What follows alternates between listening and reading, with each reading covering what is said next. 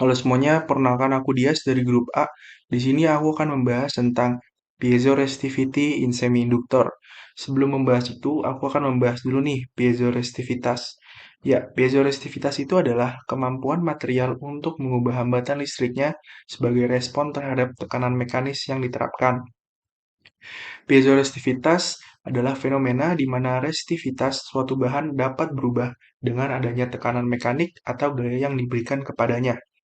Nah, fenomena piezoelastisitas ini dapat ditemukan dalam beberapa material nih, contohnya silikon, germanium, dan sejumlah bahan semikonduktor lainnya.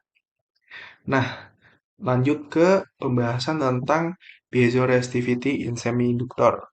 Piezoresistivity in semiconductor adalah fenomena di mana hambatan listrik dari suatu material semikonduktor berubah sebagai respon terhadap tekanan mekanik atau regangan yang diberikan kepadanya. Efek ini biasanya dimanfaatkan dalam berbagai aplikasi sensor nih, karena perubahan resistansi semikonduktor dapat diukur dan dikonversi menjadi sinyal yang dapat digunakan untuk mengukur tekanan, regangan, ataupun gaya. Efek ini juga terjadi karena perubahan dalam struktur pita energi semikonduktor ketika dikenai tekanan atau regangan, dan perubahan ini juga dapat mengaruhi mobilitas dan konsentrasi pembawa muatan yang pada gilirannya dapat mengaruhi resistivitas semikonduktor. Dua efek ini adalah efek piezoresistitivitas positif, di mana resistansi meningkat dengan tekanan, dan efek piezoresistitivitas negatif ini, di mana resistansi menurun tekanan, yang artian memiliki dua efek, yaitu efek positif dan efek negatif. Nah, penggunaan efek piezoresitivitas dalam kehidupan sehari-hari ini biasanya digunakan dalam berbagai aplikasi nih. Yang pertama itu ada otomotif, industri, dan kesehatan. Kalau untuk otomotif sendiri itu kita dapat menemukan dalam sensor untuk mengukur tekanan ban ya. Ketika mengukur tekanan ban kita udah kempes atau belum itu kayak gitu. Dan satu lagi itu kalau dalam mobil itu ada airbag. Airbag itu termasuk juga. Dan untuk industri itu biasanya untuk memantau kondisi mesin. Dan kalau untuk di bagian kesehatan ya atau kedokteran, itu biasanya untuk yang alat pengukur darah itu. Nah, alat-alatnya apa aja sih yang menggunakan efek piezoresitivitas ini? Yang pertama itu ada sensor tekanan. Terus yang kedua ada accelerometer. Yang ketiga ada strain gauge. Dan yang terakhir ada mikrofon piezoelektrik. Nah, aku akan membahas juga nih sedikit tentang alat yang ada di akselerometer. Nah, alat akselerometer ini sendiri ada pada airbag di mobil. Nah, kenapa sih bisa aku bilang airbag di mobil itu termasuk dalam efek piezo resistivity in semiconductor? Karena airbag pada mobil itu dapat bekerja atau dapat berubah menjadi gelembung gitu karena terjadi tekanan di dalamnya yang dimana airbag pada mobil itu ketika kita nabrak itu kan memberi tekanan.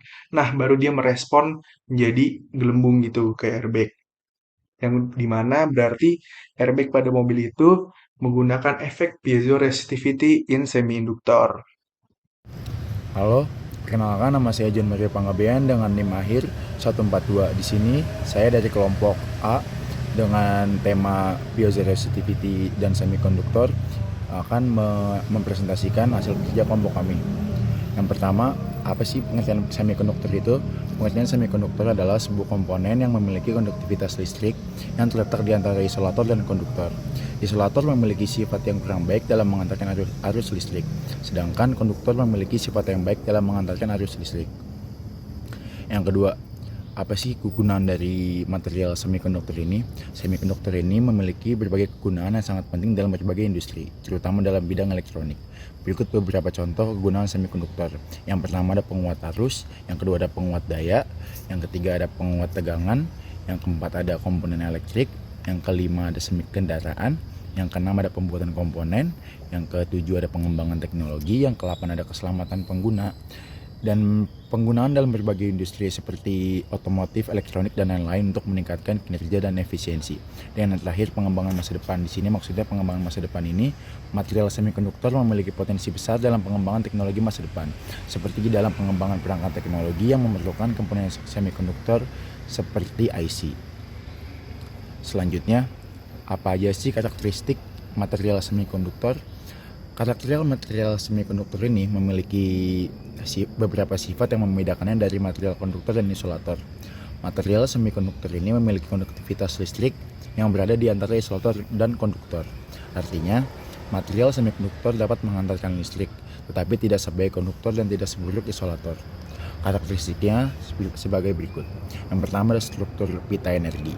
Material semikonduktor memiliki struktur pita energi yang terdiri dari pita valensi dan pita konduksi. Selanjutnya ada pita terdiri dari pita valensi dan pita konduksi. Pita valensi terbentuk karena adanya ikatan atom-atom yang saling mengikat pada kristal. Yang ketiga, karakteristiknya yaitu doping. Doping sendiri adalah proses penambahan unsur-unsur lain ke dalam material semikonduktor untuk meningkatkan jumlah muatan pembawa dan mengubah sifat elektronik material. Selanjutnya, karakteristiknya yaitu karakteristik elektronik. Material ini memiliki sifat elektronik yang dapat diubah banyak dalam sebuah rangkaian elektronik. Karakteristik ini disebabkan oleh adanya ketidakmurnian dalam material yang disebut dopan. Selanjutnya karakteristiknya yaitu pembuatan material semikonduktor. Pembuatan material semikonduktor memerlukan tingkat kemurnian kimia yang sangat tinggi serta kesempurnaan struktur kristal. Proses produksi massa saat ini menggunakan ingot atau bahan dasar kristal dengan diameter antara 14 hingga 12 inci. Yang terakhir, karakteristiknya yaitu kegunaan dalam elektronika. Material semikonduktor digunakan dalam berbagai aplikasi elektronik seperti dalam pembuatan komponen elektrik yang kompleks seperti IC tadi yang sudah saya jelaskan, dan dalam pengembangan teknologi yang seperti perangkat teknologi yang memerlukan komponen semikonduktor.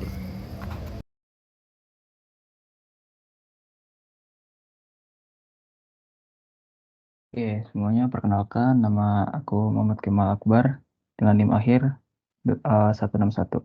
Oke, kali ini aku akan membahas contoh soal dalam piezo resistivitas dalam semikonduktor.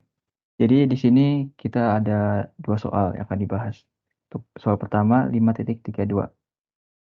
Oke, jadi di sini telah diketahui nilai piezo resistivitasnya koefisiennya yakni untuk n-type untuk Si.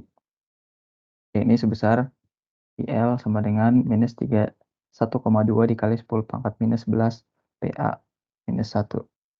Dan PT-nya ini adalah sebesar 17 minus 17,6 kali 10 pangkat minus 11 kali PA minus 1. Yang dimana untuk P-type-nya untuk silikon ini adalah berbentuk kristal. Terus nilainya untuk PL-nya adalah sebesar 1,8 kali 10 pangkat minus 11 PA minus 1, dan juga untuk nilai PT-nya adalah minus 66,3 kali 10 pangkat minus 11 kali PA minus 1. Nah, dan seterusnya kita diberikan nilai elastik modulusnya. Modulus Young. Ini sebesar 107 aproksimasi dari 170 kPa. Nah, di sini kita disuruh untuk mengkalkulasi nilai dari Gauss factor untuk n-type dan p-type tersebut. Nah, di situ pada akhirnya kita disuruh membuat konklusi atau sebuah kesimpulannya. Oke, untuk nomor 1. Nah, kita sudah diberikan tadi kan PL dan nilai PT-nya dan nilai modulus Young-nya dari situ. Nah, untuk cara mengerjakannya di sini strain omega itu L dan stresnya sigma L. Terus maka nilainya akan sama dengan sigma L sama dengan modulus Young dikali epsilon L. Nah, selanjutnya kita masukkan ke rumus. Kita dapatkan rumus yang segini. Nah, Gauss factor yang tadi yang kita akan cari ini rumusnya adalah fraksional perubahan gesekan yang terjadi di tempat tersebut terus dibagi dengan input sinyal. Itu bisa kita sebut dengan epsilon L. Nah, hasilnya adalah rumus ini. Oke, jadi kan kita tadi awal diberikan kalau bahwa yang kita pakai itu adalah silikon. Nah, V-nya ini sangat kecil atau sekitar dengan minus 0,1. Maka PT-nya itu akan lebih kecil daripada PL. Makanya terus untuk nilai V kali PT-nya itu akan lebih kecil. Makanya GF-nya akan rumus akhirnya ini bentuk segini. Nah, yang kita sudah dapatkan rumusnya, kita sekarang tinggal masukkan aja ke dalam rumusnya. Untuk N-type-nya, jadi kan ada dua tipe ya, ada N sama P kan. Nah, kita masukkan nilai untuk nilai N-nya 170 semuanya. Terus menghasilkan hasilnya 53,0. Nah, selanjutnya untuk yang P-type-nya, untuk silikonnya, kita masukkan juga rumusnya.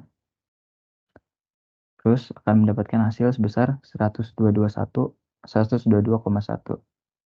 Oke, untuk konklusinya, kita dapat mendapatkan kesimpulan bahwa PSI silikon yang bertipe P itu adalah better choice, pilihan terbaik daripada NSI karena nilai modulusnya jadi lebih besar. Nah, semiconductor based strong is much better choice than a metal resistor karena itu juga termasuk salah satu penyebabnya. Kenapa P-type lebih baik daripada N-type? Oke, selanjutnya untuk soal nomor kedua. Nah, kita di sini untuk mengukur defleksi dan gaya. Nah, di sini mendapat perumpamaan ini cantilever. Oke, ini ada gambarnya mungkin di atas. Terus kita memiliki gaya bersifat F dan bebas dan akan menghasilkan defleksi H di tiap cantilevernya. Terus berbentuk horizontal dan equilibrium position. Terus kemudian maksimum stress sigma M-nya is induced at the support end of cantilever surface where the piezoresistor is embedded to measure the stress. Kemudian, nah, ini ada 3, kita dapatkan nilai L, W, dan D adalah reusite length. Oh, jadi L itu adalah untuk panjang, W itu untuk lebar, dan D itu untuk ketebalan. Nah, kita dapatkan persamaannya dulu. Di mana modulus yang? Y adalah modulus yang. Nah, itu.